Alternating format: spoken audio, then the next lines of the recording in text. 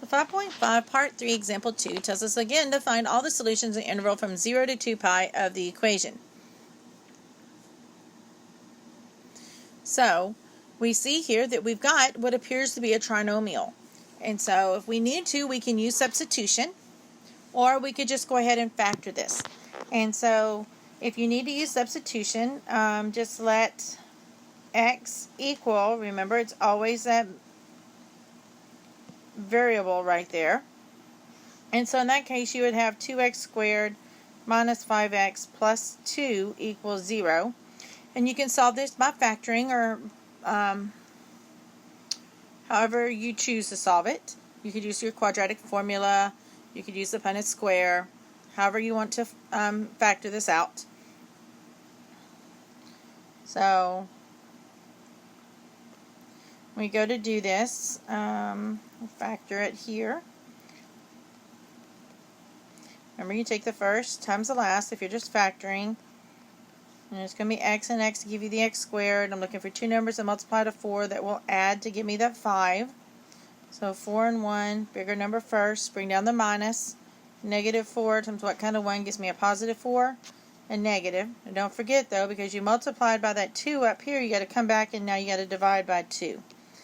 And so if I simplify this, I get x minus 2 times 2x minus 1, and then I can bring down my equals 0. But remember, we really don't have an x here. What does x represent?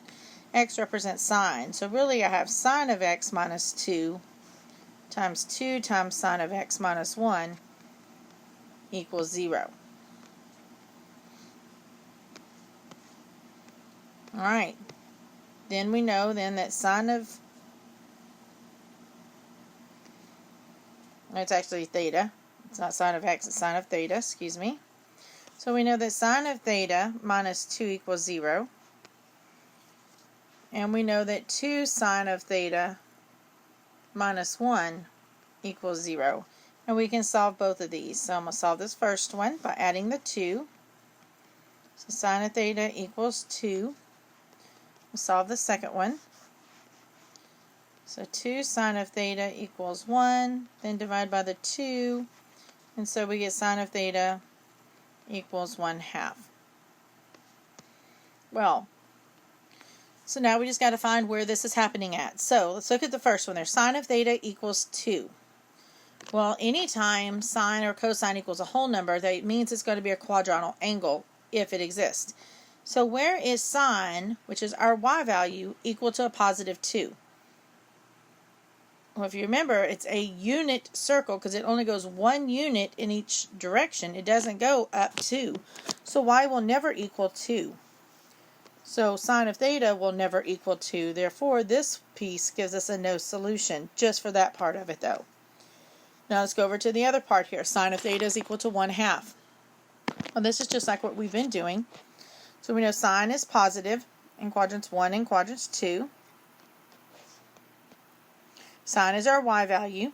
So I'm looking in quadrant 1 where y is equal to 1/2.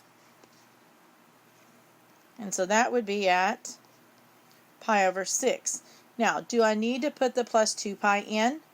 Well, it told me I wanted in the interval 0 to 2 pi, so I do not need to put the plus 2 pi in.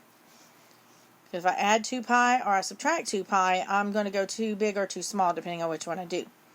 Alright, then in quadrant 2, again, I'm looking for where the y value is going to be 1/2.